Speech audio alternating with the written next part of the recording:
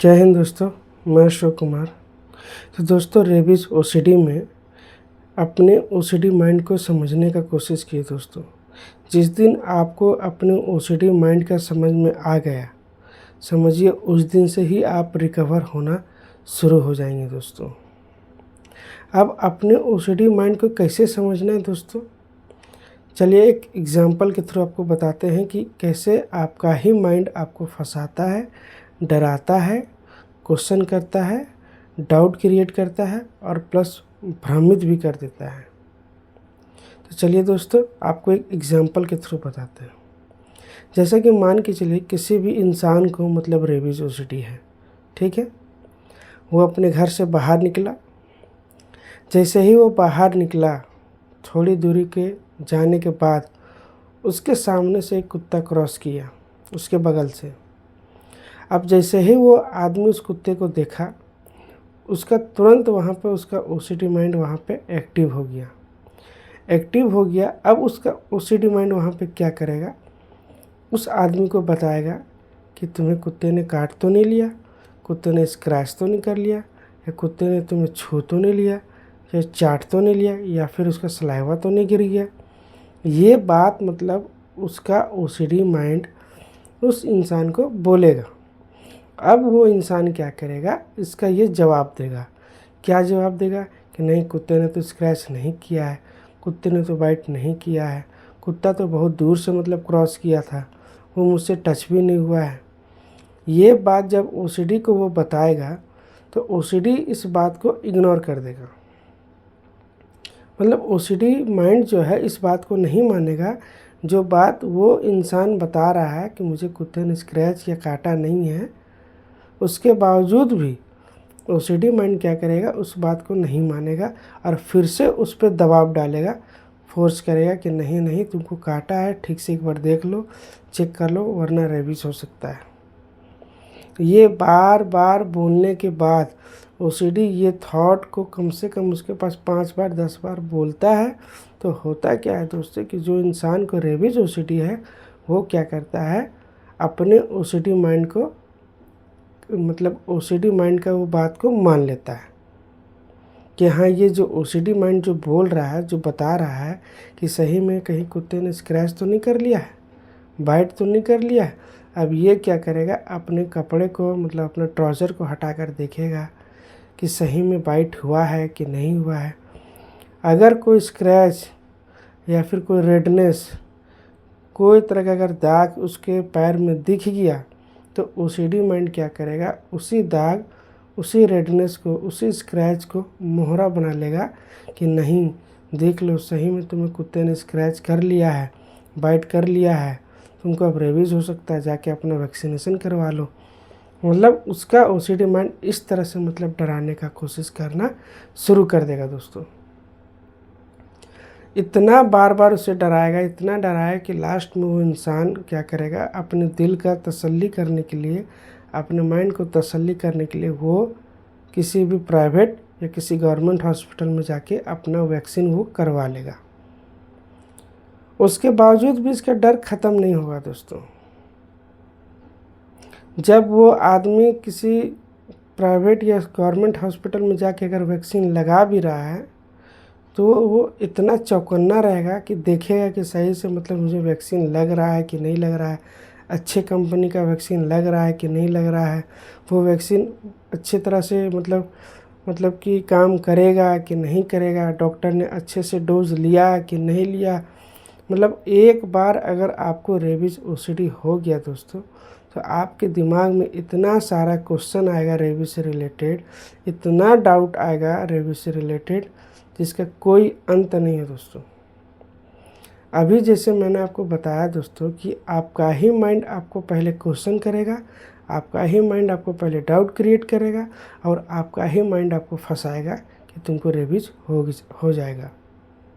अभी जैसे मैंने आपको बताया दोस्तों कि जैसे ही वो कुत्ता क्रॉस किया उस इंसान के बगल से, उसका माइंड उसे सवाल कर दिया कि कहीं कुत्ते ने काटा तो नहीं, स्क्रैच तो किया, स्क्रैच कर दिया क्या, या छू लिया क्या। मतलब इस तरह का बात बोल के पहले डाउट क्रिएट किया, उसके बाद फिर डराना शुरू कर दिया कि नहीं, देख लो, ठीक से चेक कर लो, वरना रेबीज़ हो सकता है।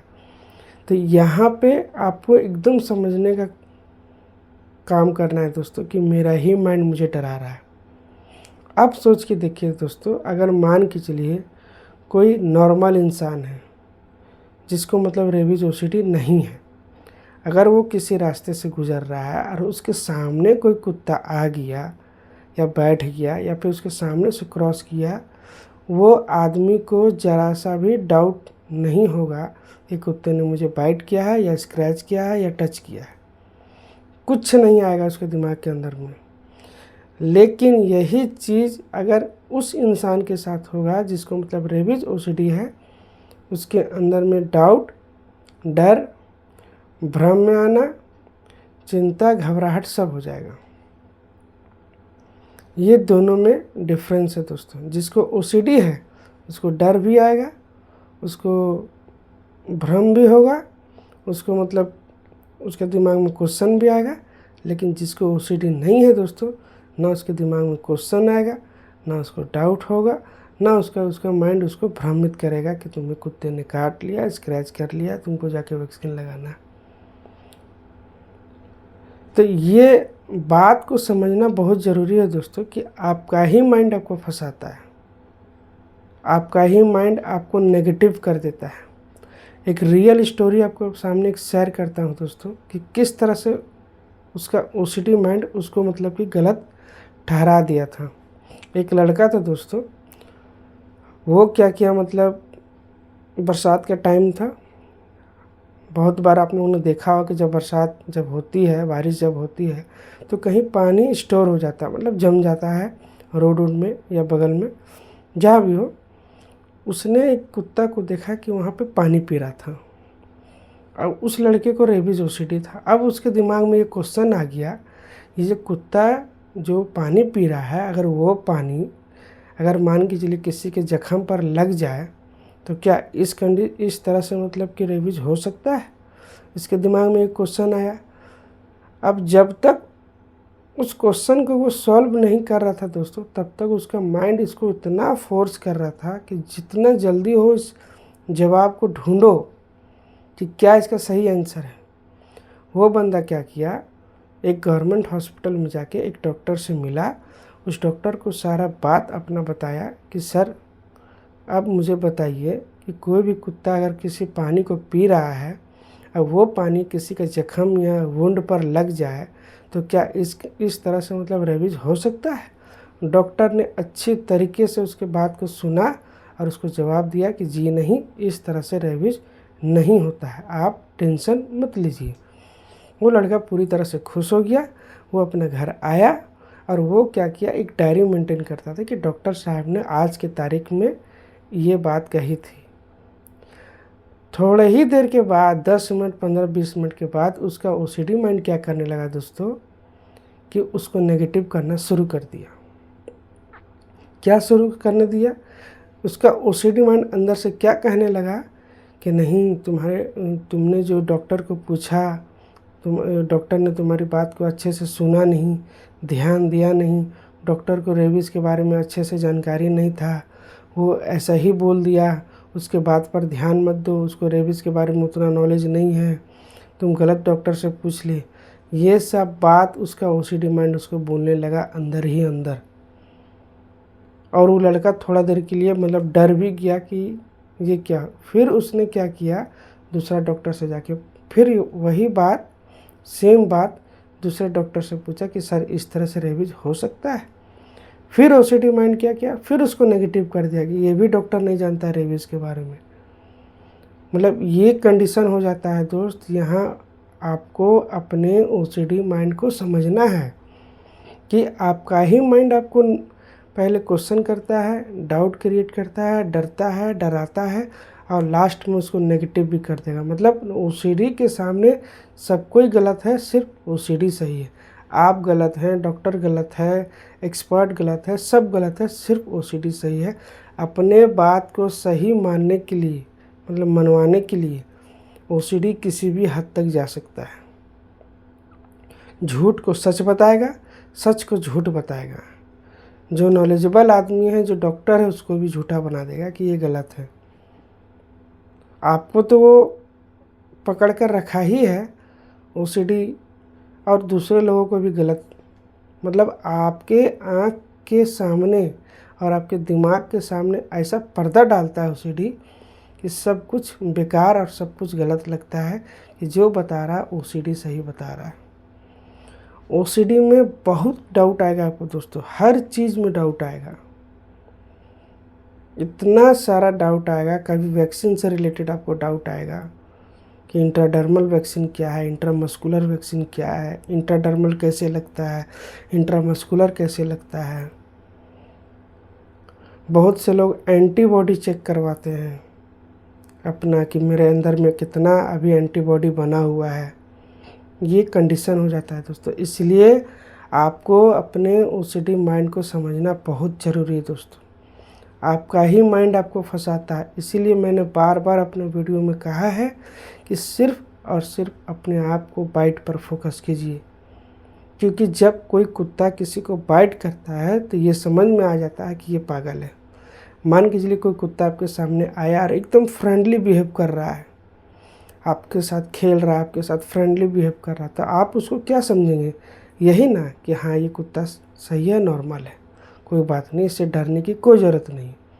लेकिन अगर आप किसी रास्ते में जा रहे हैं और कोई कुत्ता को आपने डिस्टर्ब भी नहीं किया, उसे छेड़ा भी नहीं, मारा भी नहीं, और वो कुत्ता डायरेक्टली आप पर अटैक कर दिया और आपको 2-4 जगह बाइट कर लिया, तो आप क्या कहेंगे कि पागल है? एक कुत्ता जो आपसे फ्रेंडली बिहेव कर रहा था वो नॉर्मल था, और एक कुत्ता आपको डायरेक्टली आके बाइट कर दिया, तो आपको क्या लगा? ये पागल है। पागल है तो आपको अपने जख्म को धोना है, जाके अच्छे से वॉश करना है, और जाके आप वैक्सीनेशन पूरा डोज लेना है। तो दोस्तों इसीलिए मैं बोलता हूँ कि अपने ओसीडी माइंड को समझने का ज़रूरत बहुत ज़रूरी है दोस्तों। जिस दिन आप ओसीडी माइंड को समझ गए कि मेरा ही माइंड हमको फंसाता है, उस दिन से आपका ये डाउट जो है, वो क्वेश्चन जो है कम करना लगेगा। और YouTube पर और गूगल पर ये सब सर्च करना बंद कर दिए दोस्तों कि उसका जूठा खाने से रेबीज होता है कि नहीं, उसका जूठा पानी पीने से रेबीज होता है कि नहीं, सलाइवा अगर नीचे गिरा हुआ है तो कितने देर एक्टिव रहेगा, तो ज़मीन पर कितने देर एक्टिव रहेगा, हवा से फैलता है कि नहीं, उसका ब्लड से फैलता है कि नहीं, उसका टॉयलेट से फैलता है कि नहीं, उसका पोटी से फैलता है कि नहीं। इतना सारा डाउट और इतना सारा आपको क्वेश्चन आएगा दोस्तों। एक बार अगर आपको ओसीडी हो गया तो कि आप परेशान हो जाएंगे सर्च करते करते। इंट्राडर्मल वैक्सीन क्या है, इंट्रामस्कुलर वैक्सीन क्या है, कौन अच्छे कंपनी का मतलब वैक्सीन लग रहा है कि नहीं लग रहा है, डॉक्टर ने अच्छे से वैक्सीन लगाया कि नहीं लगाया, पूरा डोज लिया कि नहीं डोज लिया।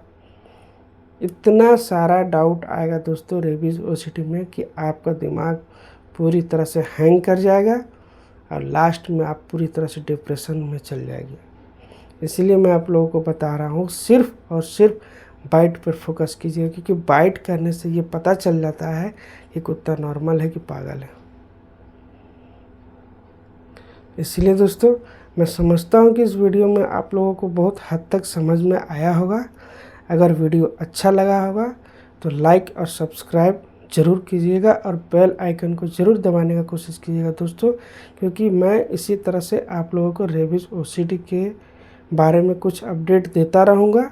एक एक पॉइंट को आपको बताता रहूँगा कि किस तरह से आपका माइंड मतलब कि फंसा रहा है रेबीज़ ओसीडी में। सबसे ख़राब ओसीडी है दोस्तों रेबीज़ ओसीडी। आपका ही माइंड आपको फंसा के रखा हुआ है, इसलिए इससे बाहर निकलना है तो 100 बात की एक बात, सिर्फ एक बात पे ध्यान देना है कि मुझे बाइट पर फोकस करना है, अदरवाइज़ किसी चीज़ में फोकस नहीं करना है। ओनली बाइट, एकदम गांठ बांध लीजिए, सिर्फ बाइट तो बाइट तो बाइट, और किसी से रिलेटेड आप सर्च मत कीजिए। रेबीज़ किन तरीक़ों से रेबीज़ फैल सकता है सब कुछ छोड़ दीजिए, सिर्फ बाइट पर फोकस कीजिए कि मुझे बाइट करेगा, मुझे जख्म को धोना है और डॉक्टर से जाके वैक्सीनेशन करवा लेना है बस।